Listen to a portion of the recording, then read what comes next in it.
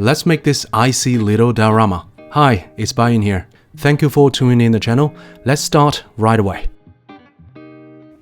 First off, I cut and shaped some plasticine as the foundation of the rock. They are very easy to adjust and form, and also firm enough to support the plasters. The plaster I'm using is the very common one you can find in any hardware store. I mixed them with less water than suggested, so I can achieve this pasty consistency, which is very easy to apply and will not drip. After 20 minutes, it's about half cured, and that is the perfect time for us to sculpt all the textures of the rock. To do this, all we need is a straight edge blade. We need to determine the grain direction of the rock and cut along with it. It feels like cutting butter and very satisfying, but can be overdone very quickly. So having some reference pictures around will be very handy. For me, I want to mimic this Pride rock in Lion King. We need to let it dry fully before we can apply colors to it. The plaster is very absorbent. To take advantage of this, we can use very thin acrylic colors to build up the textures layer by layer. A general rule of thumb is to apply warmer colors in the highlights and darker, colder colors in the shadows. After the first few layers of paints, we can start to pin wash some of the cracks with a darker color. The shadowy areas will need more attention.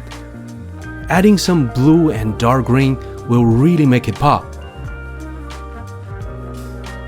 And before you know it, you're gonna have a nice, contrasty looking rock. Now we can put this base aside and start proceeding with the vehicle. The T28 I'm using is a 72 scale kit from Trumpeter. I've already made a fairly detailed tutorial regarding how I paint the tank. You can follow the link on the screen. But for the convenience of new viewers, I'm gonna talk through it again briefly. I start with a dark brown base color and then followed by a layer of hairspray. After it dried, I can start airbrushing the first layer of the base coat, which is a very pale green. Then I used a very soft brush to create this first layer of chipping. Then I move on to a layer of translucent olive drab and later on olive green. After this, it's time for the second layer of chipping. Well, this layer is mainly to create this molded and well-used feeling of the paint. Then I added a little bit of yellow into this olive green and applied the final coat of this green on the tank. The whitewash camouflage used the very same technique, which I believe many of you have already mastered. And then finally, it's my favorite part, playing with the oils. I pin-washed some areas to add definition and also altered some of the color tones using a variety of colors. Some of these fading and also rusty effects are also done with oils. And tracks are tracks. I believe we all done it so many times, so I just gonna leave it to you guys. The little figure is 3D printed and I color it with some contrast paints and highlight some of the details with the Vallejo acrylics. For the snow effect, I have my own little recipe. So basically I mixed some mica powder, glass powder along with some of these acrylic mediums. They look great and won't yellow over time.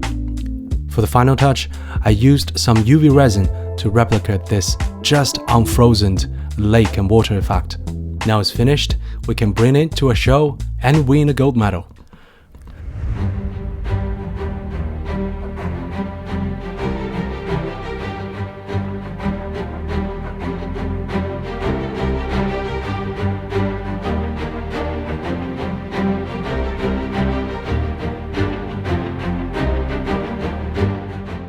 Please subscribe if you like the content, and thank you so much for all the supporters and the patrons. Thanks for watching. I'll see you in the next one.